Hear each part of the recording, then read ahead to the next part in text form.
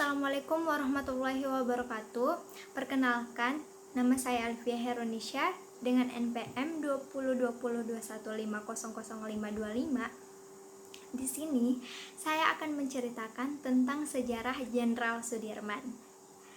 Jenderal Besar Raden Sudirman adalah seorang perwira tinggi Indonesia pada masa Revolusi Nasional Indonesia. Sebagai Panglima Besar Tentara Nasional Indonesia pertama, ia adalah sosok yang dihormati di Indonesia. Saat di sekolah menengah, Sudirman mulai menunjukkan kemampuannya dalam memimpin dan berorganisasi. Sudirman dihormati oleh masyarakat karena ketaatannya pada Islam.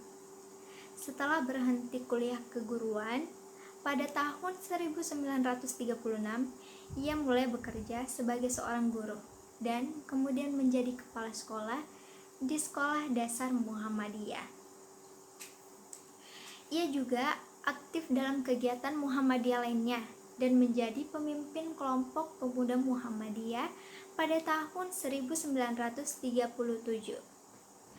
Setelah Jepang menduduki Hindia Belanda pada 1942, Sudirman tetap mengajar. Pada tahun 1944, ia bergabung dengan Tentara Pembela Tanah Air atau yang sering kita sebut dengan PETA yang disponsori oleh Jepang. Sudirman menjabat sebagai komandan batalion di Banyumas. Selama menjabat, Sudirman bersama rekannya sesama prajurit melakukan pemberontakan, namun kemudian diasingkan ke Bogor. Setelah Indonesia memproklamirkan kemerdekaannya pada tanggal 17 Agustus 1945, Sudirman melarikan diri dari pusat penahanan. Kemudian pergi ke Jakarta untuk bertemu dengan Presiden Soekarno. Ia ditugaskan untuk mengawasi proses penyerahan diri tentara Jepang di Banyumas yang dilakukannya setelah mendirikan divisi lokal Badan Keamanan Rakyat.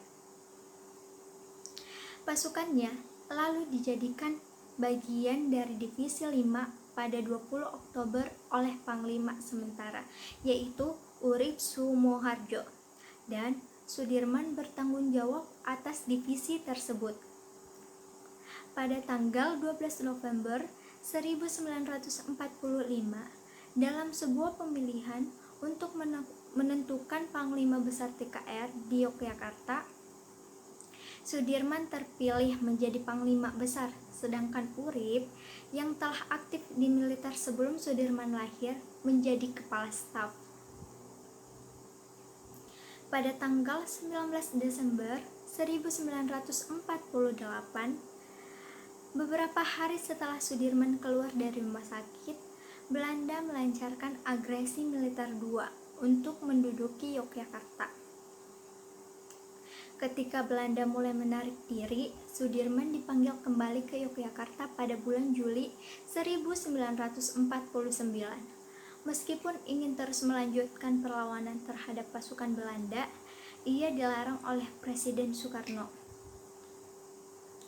Presiden Soekarno melarang Sudirman karena penyakit TBC yang diidapnya kambuh. Ia pun pensiun dan pindah ke Magelang. Sudirman wafat kurang lebih 1 bulan setelah Belanda mengakui kemerdekaan Indonesia. Ia dimakamkan di Taman Makam Pahlawan Semaki, Yogyakarta. Kematian Sudirman menjadi duka bagi seluruh rakyat Indonesia. Bendera setengah tiang dikibarkan dan ribuan orang berkumpul untuk menyaksikan prosesi upacara pemakaman Sudirman. Sudirman terus dihormati oleh rakyat Indonesia sampai sekarang ini. Sekian cerita singkat dari saya.